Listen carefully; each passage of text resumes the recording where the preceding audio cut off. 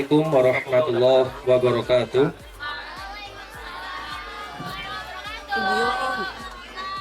Alhamdulillah, alhamdulillahilladzi arsala rasulahu bil huda wa dinil haqq liyudhhirahu 'alad dini kullih wa kafa billahi syahida. Asyhadu an la ilaha illallah wa asyhadu anna Muhammadan 'abduhu wa rasuluh la nabiyya ba'da.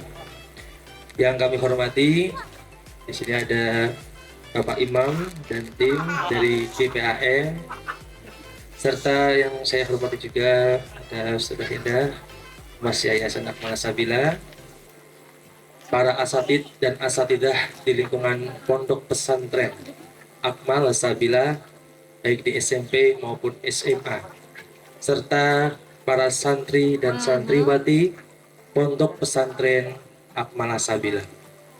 Alhamdulillah, pada kesempatan pagi yang berbahagia ini, tentunya yang mana tadi pagi kita sudah isi kegiatan-kegiatan ini dengan peringatan Hari Santri yang lebih tepat pada tanggal 22 Oktober 2022.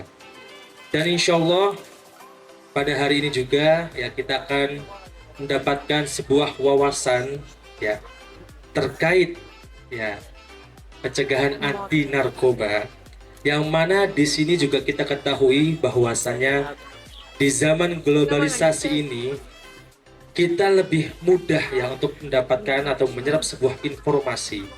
Banyak sesuatu yang baru yang menjadikan kalian menjadi ingin merasa tahu, rasa ingin tahunya menjadi tinggi. Oleh karena itu, tentu perlunya di sini ya, kami berikan suguhan kepada para santri, santriwati semuanya. Insya Allah nanti akan disampaikan langsung oleh Bapak Imam ya dari GPAN, Gerakan Peduli ya, Generasi Peduli Anti Narkoba. Semoga dengan wawasan ini akan menjadikan manfaat buat kalian semuanya selaku santri dan santriwati di Pondok Pesantren Akmal Sabila. Setelah itu saya persilahkan kepada Bapak Imam untuk dapat menyampaikan materinya. Terima kasih. Assalamualaikum warahmatullahi wabarakatuh. Semuanya, Assalamualaikum warahmatullahi wabarakatuh. Yang di belakang, yang di depan, yang kami hormati Ibu pimpinan yayasan beserta keluarga besarnya, Bapak Kepala Sekolah SMA, SMP, dan SD mungkin yang ada di sini, para guru, para musyrif, para ustazah dan ustaz, dan tentunya anak-anakku, santriwan dan santriwati yang keren-keren yang ada di sini. Tepuk tangan untuk semuanya. Semangat semuanya. Ya. Pada siang hari ini panas nggak? Panas. Panasnya panas hati atau panas kurang minum atau matahari? Ya, matahari. Pak Ibu punya waktu kurang lebih 40 menit ke depan. Tidak kita belajar di sini, tetapi kita akan lebih banyak bermain, ngobrol. Siap? Bisa? Kalau Pak Imam teriakan Akmala, jawab dengan hebat. Bisa? Akmala. Kurang meriah lakinya, kalau perempuannya sudah bagus. Akmala. Cocok. Kalau Akmala Sabila bilang paling hebat. Bisa? Bisa. Akmala Sabila. Paling hebat. Akmala. Hebat. Oh lakinya lembek bisa nih gimana? Akmala. Hebat. Sambil lapar kayaknya nih belum ada makan ya. Oke ya, siap ya. Sebelum kita mulai ke narkoba, Pak Imam ingin tahu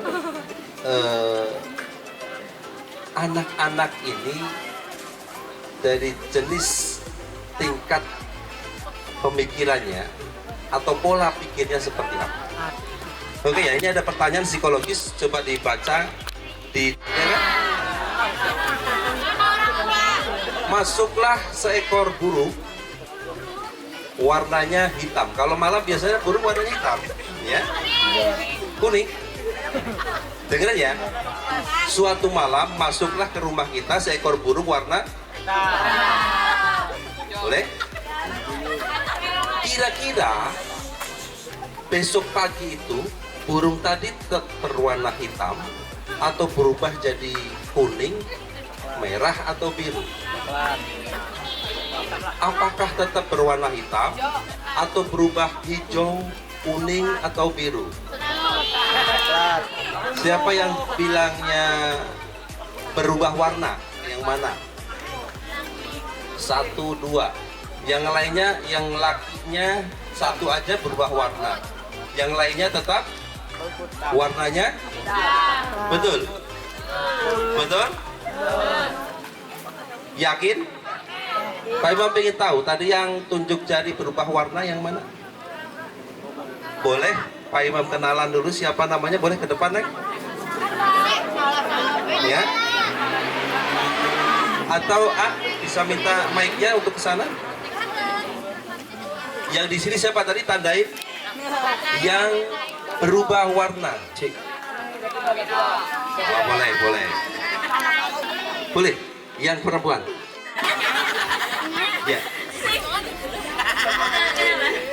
Boleh. Tadi diceritakan bahwa pada suatu malam masuklah burung warna hitam ke rumah kita. Ya. Besok paginya, menurut Neng Haura, besok paginya berubah menjadi warna hijau. Kenapa bisa seperti itu? Apa alasannya?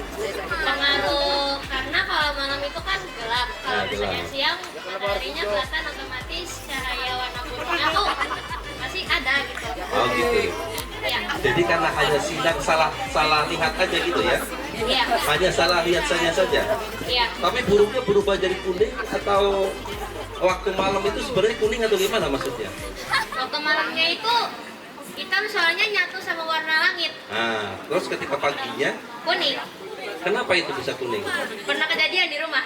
Oh, pernah kejadian. Alasannya apa? Kok bisa tetap hitam? Marsha, Pak Imam tahu ini, ya? Soalnya kalau malam kan lampunya dinyalain, terus kan burungnya masuk, Iya. terus jadi burungnya kelihatan warna hitam. Terus Paginya juga tetap hitam. tetap hitam, nggak berubah. Oke, terima kasih ya. Yang perempuan ada yang berubah warna dan ada yang tetap hitam. Betul seperti itu ya? Oke, Akmala. Iya, jadi gini, Pak Imam ingin mengajak kalian semua menyadari saya itu seperti apa sih pola pikirnya, gitu ya, tanpa disadari tadi. Itu adalah pertanyaan psikologis yang mengatakan bahwa ketika jawaban burungnya hitam di pagi tetap hitam, itu seakan-akan dinilai oleh psikologis, bahasa psikologisnya, bahwa pemikiran kita itu dalam kategori fight side, ya. Artinya di situ bahwa pikiran kita stagnan, kurang berkembang. Itu sisi negatifnya seperti itu. Tapi di sisi lain ada positifnya, bahwa kita memandang realita itu dengan objektif apa adanya. Biasanya orang-orang seperti itu dia memandang masalah dengan logis, dengan logika, tidak berfantasi, tidak berimajinasi. Harapannya tadi Pak Imam ingin menyampaikan, yang jawabannya berubah hijau atau kuning, itu adalah yang punya pikiran grow, berkembang, tumbuh. Pikiran kalian tidak hanya stagnan di situ, tapi tumbuh, berkembang, dan punya kreativitas sehingga berani mengambil sebuah resiko, mengatakan bahwa besoknya akan berubah jadi merah, kuning atau hijau. Kenapa? Karena tidak selalu suatu kondisi itu akan tetap seperti itu. Dan moga-moga harapan Pak Imam mulai sekarang anak-anak semua memiliki pola pikir yang sifatnya grow, ya, tumbuh dan berkembang. Tidak mengatakan bahwa selamanya yang hitam itu akan tetap hitam, tapi akan bisa berubah. Apa Sabila? Oke. Sekarang kita mulai ke materi narkotika. Pengen tahu juga Pak? Ada yang tahu narkotika? Jangan malu, jangan ragu. Pak Imam tahu di sini adalah anak-anak santriwati yang sangat hebat-hebat. Jangan sampai ditunjuk. Silakan. Ada? Santri bisa? Santriwan ada? Narkotika. Yang santriwati ada? Siap. Boleh? Minta mic-nya. Banyak yang tepuk tangan di sana. Hah? Kalau jawabannya benar, berarti kita tidak usah sosialisasi lagi ya, karena sudah paham. Coba Pak Imam dekat lagi ke sini. Ini Haura tadi ya? Ya, Haura kelas berapa, Neng? 8. 8. Kelas 8 itu berarti SMP ya? Ya, Sip. Gimana, Neng? narkotika itu sejenis dari obat-obatan terlarang Iya. yang nggak bisa yang tidak boleh dikonsumsi oleh para remaja seusia kita semua. Berarti bapak-bapak boleh katanya? Enggak, Protes. karena semuanya nggak boleh. Semuanya nggak boleh. Intinya obat-obatan terlarang yang tidak boleh dikonsumsi oleh semua orang. Iya, Itu ya? iya. Boleh? Tepuk tangan dong untuk Haura. Boleh dilengkapi lagi oleh yang lainnya? Hah? Ada yang mau melengkapi? Wah, Wah, bisa minta tolong, Wah. Tadi ada satu santriwati sudah memberikan 2 suara. Boleh dong dikasihkan door prize-nya, Wain? Iya. Terima kasih Haura ya atas kepeduliannya. Nanti semua banyak door prize nih. Mana tadi Haura? Boleh kesini agak keluar sedikit.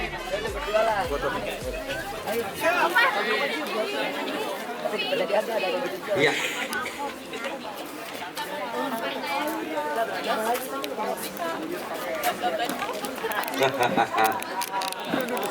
Oke, terima kasih Haura ya. Iya. Bahwa narkotika adalah sebuah zat ya. Sebuah zat ataupun obat ya yang berasal dari tumbuhan ataupun sintetis ataupun kimia ya, yang ketika itu dipakai, ketika itu diminum, ketika itu digunakan akan mengakibatkan penurunan kesehatan, penurunan kesadaran, sehingga memunculkan tadi disebutkan salah satunya halusinasi, dan jika dipakai dalam kurun waktu tertentu akan menimbulkan yang namanya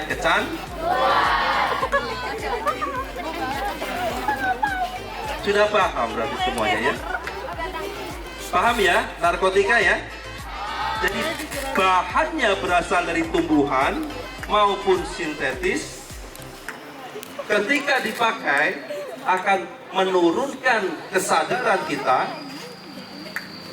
ya, dan ketika dipakai dalam jangka waktu tertentu atau terus menerus akan menimbulkan atau adiksi namanya.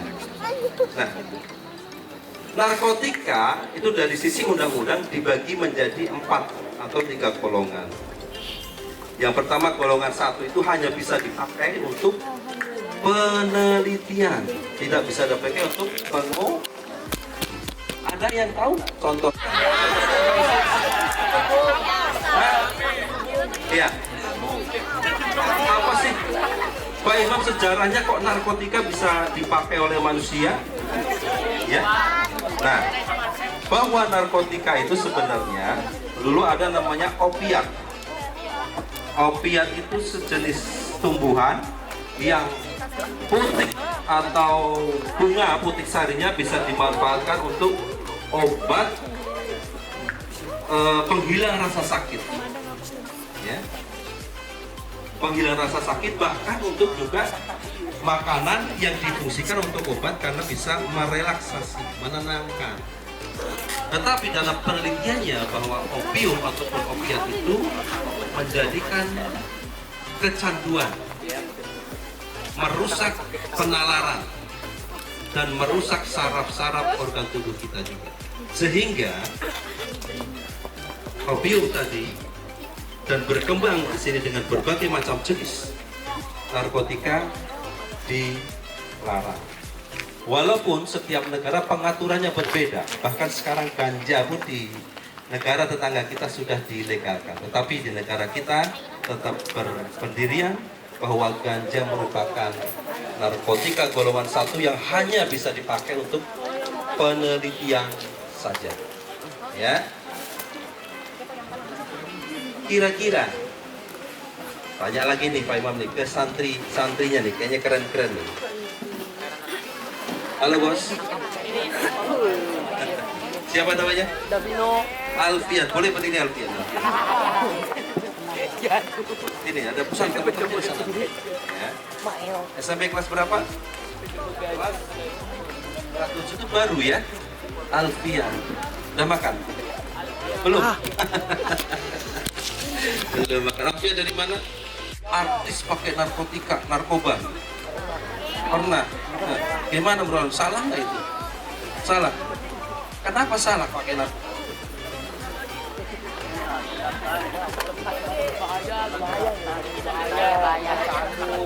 Bahayanya apa tuh?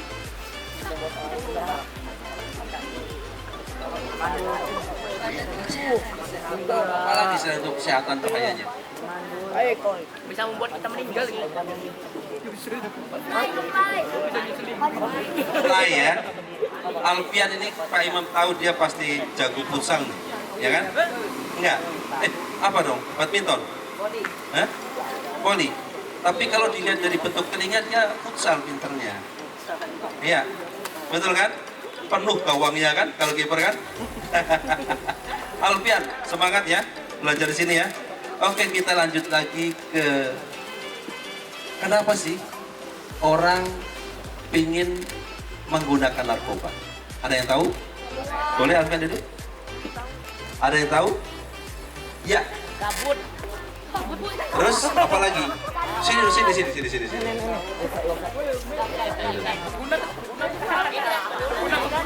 Ingin mencoba. Ingin mencoba. Kenapa ingin mencoba? Saya ingin tahu aja. Rasa ingin tahu. Siapa namanya nih kata ini? Ya? Dasa.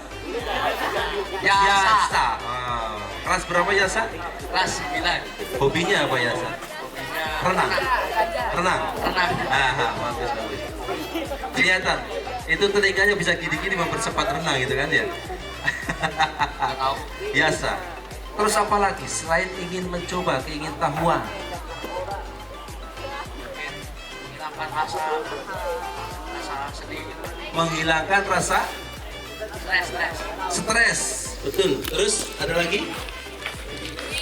Rupanya betul semuanya. Ya. Keingintahuan apalagi di kalangan remaja seperti kalian, itu dari sisi psikologis rasa ingin tahunya tinggi. Kalau seusia kalian tidak punya rasa keinginan tahu yang tinggi, itu berarti tidak kreatif. Ya, tidak sehat.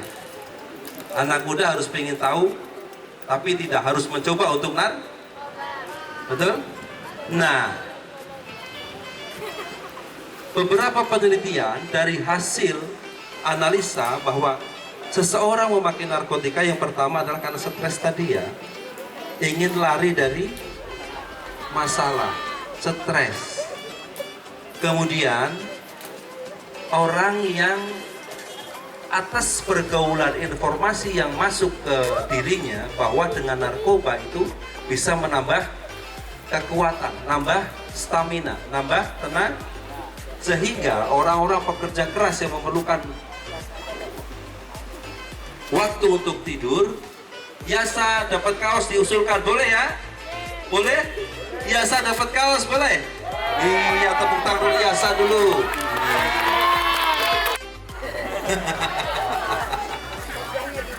Rupiahnya dibuka katanya. Iya, tapi cakep ya. Ya.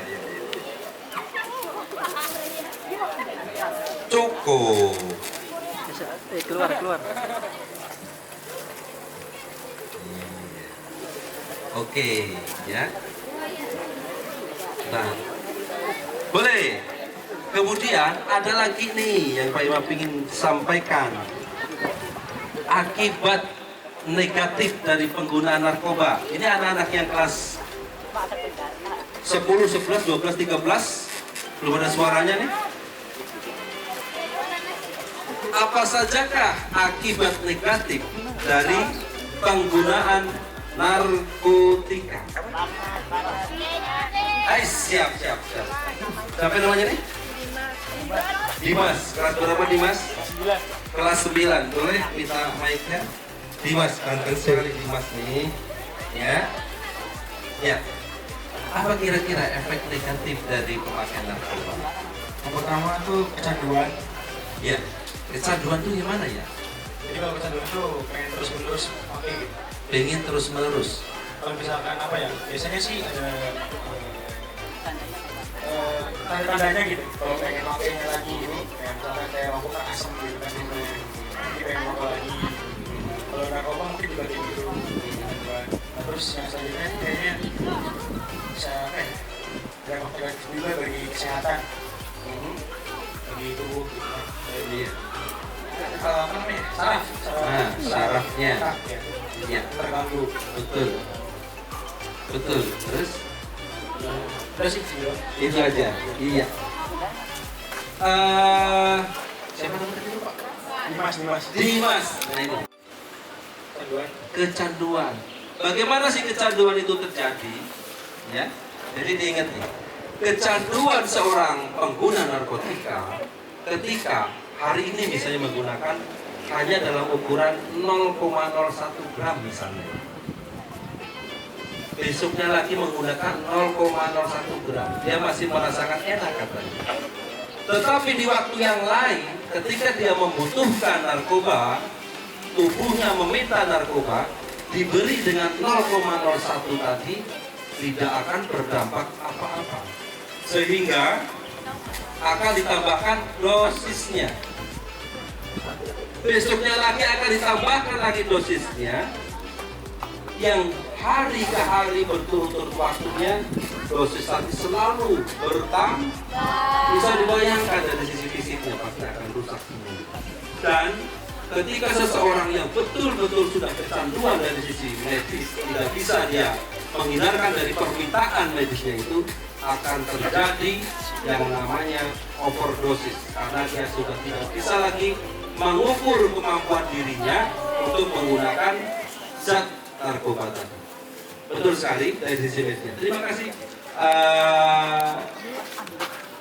Anduk GPAN, keren, boleh tunjukin ke teman-temannya nih, ada anduk GPAN, ya. Sudah menggunakan narkotika, sudah kecanduan, dia tidak akan perhatian lagi ke penampilan dirinya, acak-acakan.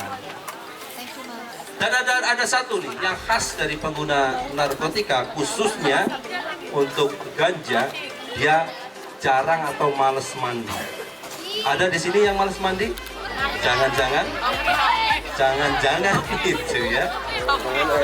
Dia sudah tidak perhatian lagi ke kebersihan dirinya, ya, jarang mandi.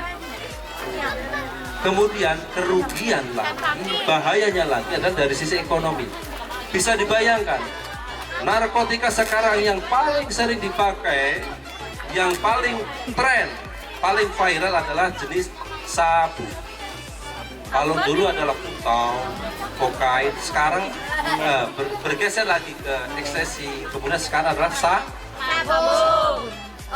Nah, 0,1 gram saja itu harganya yang mutunya kelas terbagus 1.200.000, ya. Sekali pakai 0, untuk pemula, ini informasi dari melalui para pemakai, bahwa 0,1 gram itu bisa dipakai untuk 2 kali pemula. Bisa dibayangkan, berarti harus perlu uang kurang lebih 600.000 sekali pakai. Kerja apa dia bisa begitu banyak 600.000 untuk sekali pakai misalnya, ya. Nah, ketika betul-betul sudah kecanduan yang tidak bisa dikontrol oleh pikiran mereka, psikologis mereka, dan medis sisi kebutuhan tubuh mereka, bisa dibayangkan dari mana duit sebanyak itu untuk memenuhi kebutuhan membeli narkoba. akhirnya mencuri, akhirnya merampok, utang barang narkoba. Itu dia, ya. Makanya sering ada beberapa kasus uang di rumah, uang orang tua hilang, barang-barang banyak yang dijual, itu adalah untuk memenuhi kebutuhan narkoba. Sampai di sini dulu, Pak Imam pengen ngajak kalian dulu untuk refreshing karena ini udah begitu panasnya. Kita main-main dulu ya. Kita main-main game dulu. Boleh, Falah? Kita main game. Mana alat-alatnya? Akmal Sabila. Pak Imam udah dapat bocoran dari Deva. Di sini juga ada yang juara puisi, ada yang juara pidato juga. Boleh nanti ya, Pak Imam minta tolong untuk bacain puisi GPAN. Siapa ya juaranya? Farah kalau nggak salah namanya tuh. Farah, Ada? Atau sudah ada penggantinya? ayo Kak. Ya. Oke, untuk game ini kita pakai game tali ya, game borgol namanya. Udah ada pernah main?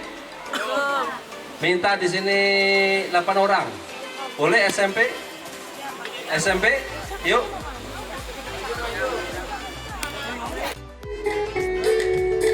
Ambil nih. Jadi depan kita. Asap gua. Ya. Ya. Ambil yang ini. Tarik.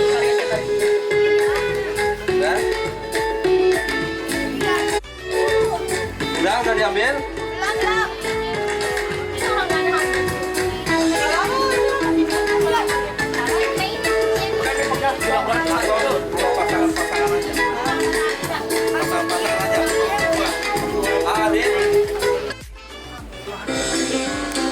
Ya. Udah? Masukkan ke sini. Masukkan dari belakang. Dari belakang.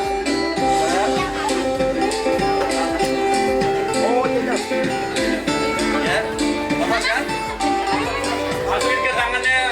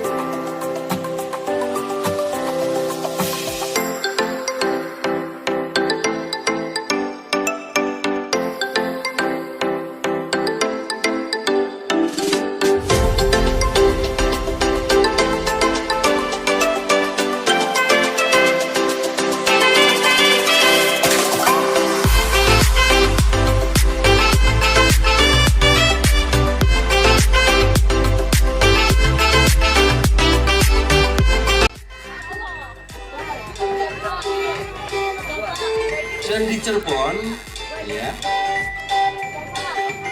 Untuk pengamatan Pak Imam, di Cirebon ini banyak sekali remaja seusia kalian, sekolah juga mereka, yang menggunakan narkoba ini. Tetapi jenisnya adalah obat-obatan, bukan masuk kategori ke narkoba.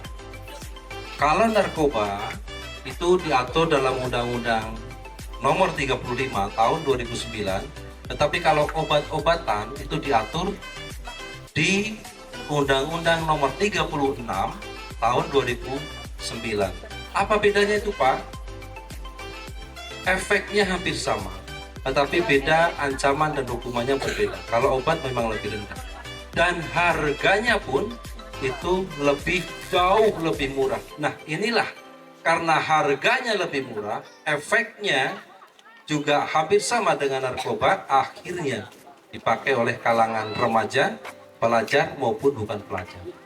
Ya, ada yang pernah dengar tahu? Ya, tahu? Ada? Ya. Ini istilah-istilah dari anak-anak remaja yang menggunakan obat-obatan itu. Kalau ada yang bilang beli odol, itu beli tramadol namanya. Ya, bukan Pepsodent, bukan Ciptaden, bukan. Odol itu adalah kata lain dari tramadol. Tahu, Trihex, itu sebenarnya obat batuk, sebenarnya obat penghilang rasa sakit, tetapi karena dipakai berlebihan, sehingga efek pengaruhnya kepada saraf otak dan perilaku yang timbulkannya menjadi lebih reaktif, aktif. Emosi, tidak bisa menahan emosi, pengennya berkelahi, muncul keberanian yang tadinya misalnya pemalu, diam, tapi kalau udah minum obat tersebut, efek keberaniannya muncul. Dan inilah yang terjadi di teman-teman kita di luar sana, yang kalau kalian sering dengar di media TV maupun di manapun itu, adanya tawuran-tawuran, ya. Tawuran pelajar itu jelas ada indikasi di situ pemakaian narkoba jenis obat-obatan tadi. Dan memang selama Pak Imam berdinas bekerja, belum pernah menangani anak-anak yang berada di pesantren, alhamdulillah. Dan semoga di Akmala Sabila selamanya tidak ada yang pernah berkasus berurusan dengan hukum. Oke, siap? Siap. Akmala. Akmala Sabila. Semangat dulu dong, makin siang. Akmala Sabila. Siap, oke. Dan bagaimana cara terhindar dari narkoba? Sudah tahu tentang bahayanya? Bahaya narkoba sudah tahu tadi? Halo? Akmala? Ini tepuk tangan dulu yang meriah nih, biar konsentrasinya pulih. Bahaya narkotika tadi sudah disampaikan dan sudah dipahami. Kemudian faktor-faktor penyebabnya juga sudah. Dan yang terpenting lagi, bagaimana sih cara untuk menghindarinya? Kira-kira ada yang berpendapat? Masih ada nih, apa namanya? Pun? Masih ada ya? Masih. Apa namanya? Surprise-nya ya, Wak ya? Masih banyak, Wak? Wah, masih banyak nih. Bagaimana dong cara menghindari? Aduh, ini kasihan panas banget. Geser, pinter. Geser.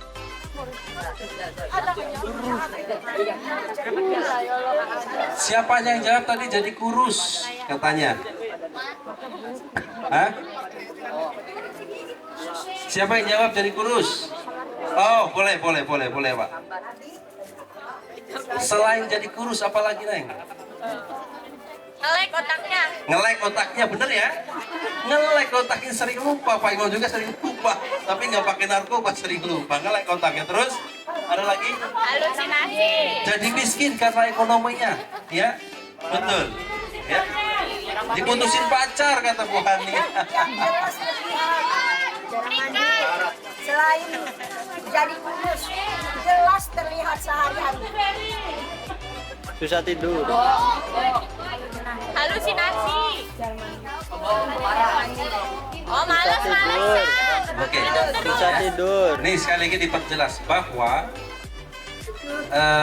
ciri-ciri yang bisa dilihat oleh kita tanpa harus tes urin, tes darah maupun tes rambut, ciri perilaku yang memungkinkan muncul ketika si A kayaknya pakai narkoba, ya, itu adalah perubahan perilaku yang biasanya tadi yang Pak Imam sampaikan rapi, terus tiba-tiba dia jadi berantakan, nggak bisa menata diri, jarang mandi, ya.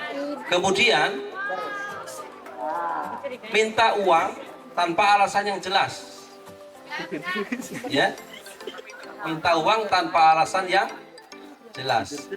Kurus kenapa? Sabu itu efeknya adalah begadang, kuat begadang beberapa malam, dan besoknya tidur sehingga lupa makan, nafsu makan berkurang, akhirnya puyus, ya. Itu salah satunya memang seperti itu. Alasan artis-artis memakai narkoba untuk kurus, menguruskan badan. Oke, boleh kita kasih tepuk tangan yang meriah untuk puisi kita kepada Ananda. Sekarat karena kau, karya Imam Ahmad Ghazali.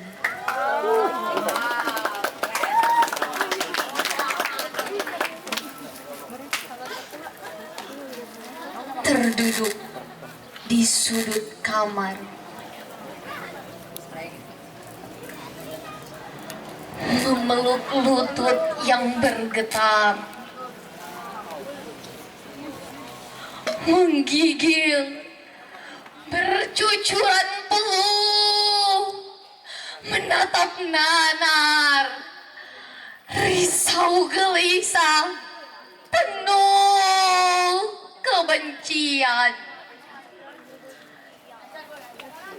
Gigi gemeretak menahan sakit yang sangat sakit, sakit, sakit.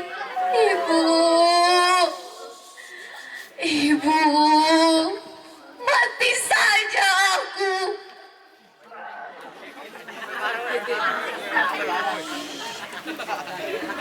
Di ujung daun pintu kamar, seorang ibu keluh menatap sendu, luruh, lungwai badannya, lemas, bersandar di daun pintu, menangis, tak bersuara, tak berair mata, tercabik-cabik hatinya, remuk sesak dadanya, menahan derita tiada tepi. Terlintas dalam benaknya biduk bahtera keluarga yang sering diwarnai pertengkaran dan perselisihan dengan pendamping yang kini lenyap di telan dunia. Kebiasaan yang tidak memberi tauladan.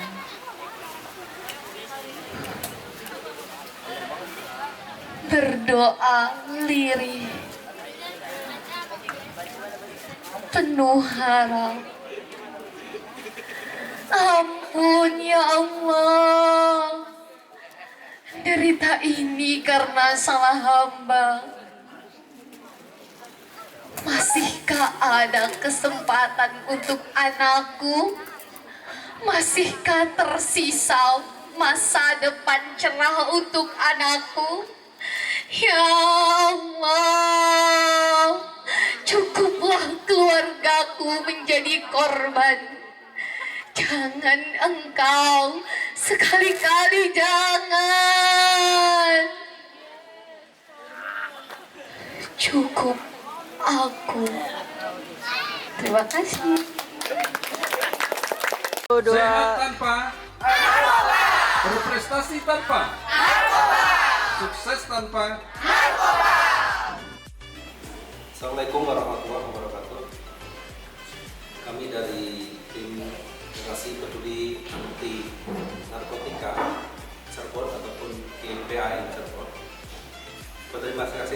telah diberikan kesempatan untuk memberikan motivasi dan sosialisasi tentang narkotika di Pondok Pesantren Akmal Sabila ini bertepatan dengan Hari Santri. Ini adalah momentum bagi kami untuk masuk ke santri dan upaya preventif, pencegahan, dan memberikan informasi-informasi berkaitan dengan narkotika, khususnya bahaya, dengan maksud agar anak-anak santriwan dan santriwati terhindar dari bahaya narkotika. Dan berharap ke depan anak-anak ini tetap berprestasi dan sukses tanpa narkoba. Karena kami punya motto bahwa hidup sehat dan berprestasi 100% tanpa narkoba. Hidup sehat, berprestasi 100% tanpa narkoba.